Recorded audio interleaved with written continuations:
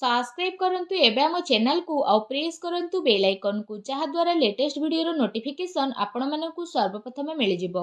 नमस्कार बंधुगण आपण मानकु हम यूट्यूब चैनल को स्वागत। बंधुगण आज आम जानिबा आगामी ए 5 दिन आपणक पई किपरि कटिबो, केउ प्रकारर आगामी 5 दिन को आपण प्लानिंग करिवे, आपणकर लव लाइफ किपरि रहिबो, बिजनेस किपरि रहिबो, व्यापार किपरि रहिबो, शिक्षा स्वास्थ्य सब विषय आज आम विस्तार पूर्वक भाव जानिबा। तेणु भिडियो आग को आरंभ करने पूर्व आपन को रिक्वेस्ट, जदि आप चैनल नुआ करी चैनल को सब्सक्राइब करने सह पाखरे आसुवा बेल आइकन को क्लिक कर दिंतु। यह द्वारा जहाँ भी वीडियो आम आग को अपलोड करूँ तार नोटिफिकेशन आपण मानक सर्वप्रथम मिल जिवो। आसंतु जानिबा कि आगामी 4 दिन आपणक पई किपरि रहिबो। सबुठारु प्रथमे जानिबा ए 4 दिन रे कोन आपणक पई पॉजिटिव रहिबा पई जाउछि। फ्रेंड्स, जदि आम कहिबा ए दिन रे कोनोसी कार्य को नहीं भल सफलता आपको प्राप्त होबार संभावना मिलुछि।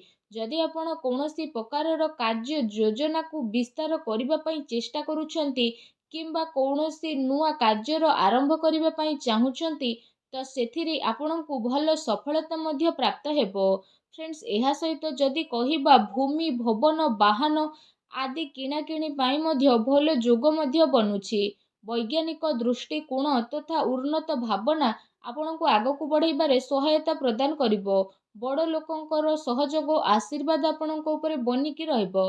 फ्रेंड्स, एहा सहित जो समाचार को आपण प्राप्त करिबा पई काफी समय रु प्रयास करी आसुथुले तो सेही सबुरे आपणको सफलता अवश्य ही मिलिबो। केवल निजर कार्य को योजनाबद्ध उपाय रे करिबार आपणको आवश्यकता रहिछि। चाकरी पई दिया जाइथिबा प्रतियोगी परीक्षार परिणाम आपणको सपक्ष रे मध्य जीवो। आपण आपणकर लक्ष्य प्रति पूर्ण रूप से एकाग्र चित्त रहिबे। आपणको सफलता अवश्य ही ए दिन रे प्राप्त हेबो। ज्ञानवर्धन पुस्तक को पढ़िबारे निजर समय को व्यतीत करंतु। ता सहित कौनसी आध्यात्मिक तथा प्रतिष्ठित व्यक्तिंकर आशीर्वाद आपणको ए दिन रे मिली पारे और मार्गदर्शन मध्य मिलिबो। सामाजिक गतिविधि रे टिके दूरता बनेकी रखंतु। एथिरे समय व्यर्थ हेबा सहित आउ किछि आपणको प्राप्त हेबो नाही। दिन अपेक्षा आपण राति को अधिक गुरुत्व देबे। दिल अपेक्षा दिमाग रु कथा सुनिबा पई चेष्टा करंतु, जहा द्वारा आपणकर स्वाभिमान कौनसी भी परिस्थिति रे हिम्मतर साथ छाड़िबो नाही। एहा आपणकर सबुठारु बड़ संपत्ति अटे। संतानकर शिक्षा संबंधित कौनसी महत्वपूर्ण कार्य होई पारे। शिक्षा संस्थान रे आपणको शुभ फल मिलिबो। अनुभवी तथा जिम्मेदारी लोकंकर मार्गदर्शन आपणको आहुरी अधिक मजबूत करी देबो। जो कारण पई आपणको उचित परिणाम मध्य हासिल हेबो एवं आपणको मन बहुत ही प्रसन्न मध्य रहइबो। आसंतु जानिबा आपणको पई दिन रे कोन नेगेटिव रहिबो। फ्रेंड्स, भूल कथार प्रतिकार करिबा द्वारा ओ कारण रे ही लोक आपणकर विपक्ष रे जिबे। आपणको सबु कार्य बहु संयमता और गंभीरतार सह करिबार अछि। टिके भी लापरवाहीर परिणाम घातक आपणको पई होई पारे। कौनसी संपर्कियों स्वास्थ्य को नहीं ए दिन रे आपणकर टेंशन रहिबो। विद्यार्थी हास परिहास एवं मनोरंजन आदि व्यर्थ कार्य रे पड़ी निजर पाठपढ़ा सह समझौता करंतु नहीं। पैसा मामला रे काहा उपरे आपणको अधिक भरोसा करिबार दरकार नहीं। ता सहित राजनीति मामला रे कार्य रे बहुत ही आपणको सावधानता रखिबार आवश्यकता रहिछि।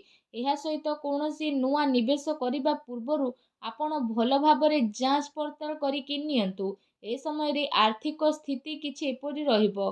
घरर बड़ लोक एवं वरिष्ठ सदस्यंकर स्वास्थ्यर आपणको विशेष रूप से ध्यान रखिबार आवश्यकता रहिछि। अजणा अपरिचित व्यक्तिंक द्वारा व्यवहार रे लेण देण रे आपणको सावधानता रखिबार अति आवश्यक रहिछि।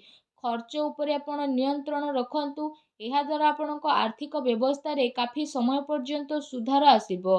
ता सहित घरर लोकंक भितरे कौनसी हल्का फुल्का मतभेदर स्थिति मध्य उत्पन्न हेबो।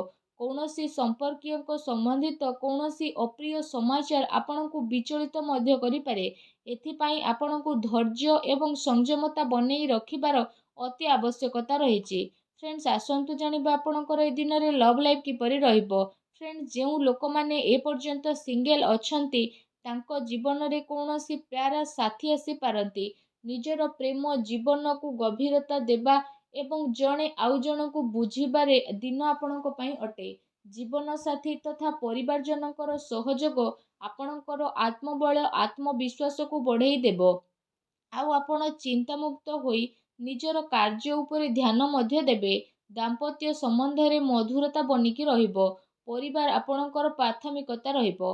ଜୀବନ ସାଥୀ ଆପଣଙ୍କର ପରିସ୍ଥିତିରେ ସମ୍ପୂର୍ଣ୍ଣ ଭାବରେ ସହଯୋଗ ପ୍ରଦାନ କରିବେ। ତା ସହିତ ମାତା ପିତା ଘରର ବଡ଼ ଲୋକଙ୍କର ଆଶୀର୍ବାଦରେ ଯଦି କହିବା ଆପଣଙ୍କର ଆତ୍ମବିଶ୍ୱାସ ବନେଇକି ହିଁ ରହିବ। ଏହା ସହିତ ପରିବାରରେ ଶାନ୍ତିର ବାତାବରଣ ମଧ୍ୟ ରହିବ। ସନ୍ତାନଙ୍କର ସ୍ଥିତି ଆଉ ଅଧ୍ୟୟନ ସମ୍ବନ୍ଧିତ ଜାନକାରୀ ଅବଶ୍ୟ ନେଇକି ରୁହନ୍ତୁ। କୌଣସି ପୁରୁଣା ମିତ୍ର ମିଳିବା କାରଣରୁ ଅତି ଖୁସି ଆପଣଙ୍କୁ ଏ ଦିନରେ ପ୍ରାପ୍ତ ହେବ।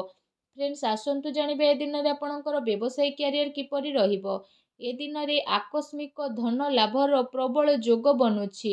ପ୍ରତିସ୍ପର୍ଦ୍ଧା ଉପରେ ଏ ଦିନରେ ଆପଣ ବିଜୟ ପ୍ରାପ୍ତ କରିବେ। ନୂଆ କାର୍ଯ୍ୟ ଆରମ୍ଭ କରିବା ପାଇଁ ସମୟ ଆପଣଙ୍କ ପାଇଁ ବହୁତ ହିଁ ଭଲ ରହିବ। ତା ସହିତ କାର୍ଯ୍ୟ କ୍ଷେତ୍ରରେ କାମର ଅଧିକତା ରହିବ ଏବଂ ଦିନ ଦୌଡ଼ାଦୌଡ଼ିରେ ବ୍ୟତୀତ ହେବ। ଫ୍ରେଣ୍ଡସ୍, ଏହା ସହିତ ଆପଣ ପୂର୍ବ ସମୟରୁ ନିଜର ବ୍ୟାପାରରେ ଯାହା ବି ପରିଶ୍ରମ କରି ଆସୁଥିଲେ ତ ସେସବୁରେ ଆପଣଙ୍କୁ କାଫି ସମୟ ପର୍ଯ୍ୟନ୍ତ ସକାରାତ୍ମକ ପରିଣାମ ହାସିଲ ହେବ ତଥା କାରବାରର ବିସ୍ତାର ସମ୍ବନ୍ଧିତ ନୂଆ ଯୋଜନା ଆପଣଙ୍କର ବନିବ, ଯାହା ଆପଣଙ୍କ ପାଇଁ ଅବଶ୍ୟ ହିଁ ଲାଭଦାୟକ ଭରା ସାବ୍ୟସ୍ତ ହେବ। ବ୍ୟବସାୟରେ ନୂଆ ନୂଆ ପ୍ରୟୋଗ ଦ୍ୱାରା ଅମଳ କରିବା ଆପଣଙ୍କ ପାଇଁ ଅତି ଆବଶ୍ୟକତା ରହିଛି, କାରଣ ବର୍ତ୍ତମାନ ସ୍ଥିତି କାରଣରୁ କାର୍ଯ୍ୟନୀତିରେ ପରିବର୍ତ୍ତନର ଜରୁରୀ ରହିଛି। ଯଦି ଆପଣ ଭୂମି ଆଦି ଜିନିଷରେ ନିବେଶ କରିବାର ପ୍ରୋଗ୍ରାମ ବନଉଥାନ୍ତି ତ ଆପଣ ଏସବୁରେ ନିବେଶ କରିପାରିବେ। ଏ ସମୟ ଆପଣଙ୍କ ପାଇଁ କାଫି ଅନୁକୂଳ ଭରା ରହିବ, କାରଣ ଆଗକୁ ଯାଇ ଏହା ଆପଣଙ୍କୁ ବହୁତ ହି ଲାଭଦାୟକ ସିଦ୍ଧ ହେବ। ଫ୍ରେଣ୍ଡସ୍, ଆସନ୍ତୁ ଜାଣିବା ଏ ଦିନରେ ଆପଣଙ୍କର ସ୍ୱାସ୍ଥ୍ୟ କିପରି ରହିବ। ଫ୍ରେଣ୍ଡସ୍, ଏ ଦିନରେ ଆପଣ ଆପଣଙ୍କର ଶରୀରର କ୍ଷମତାକୁ ବନେଇ ରଖିବା ସହିତ ନିଜର ସବୁ କାର୍ଯ୍ୟକୁ ପୁରା ଶାରୀରିକ କ୍ଷମତାର ସହ କରିବାରେ ସଫଳ ହେବେ। ତା ସହିତ ଏ ଦିନରେ ଆପଣଙ୍କର ସ୍ୱାସ୍ଥ୍ୟ ବହୁତ ହି ଭଲ ରହିବ।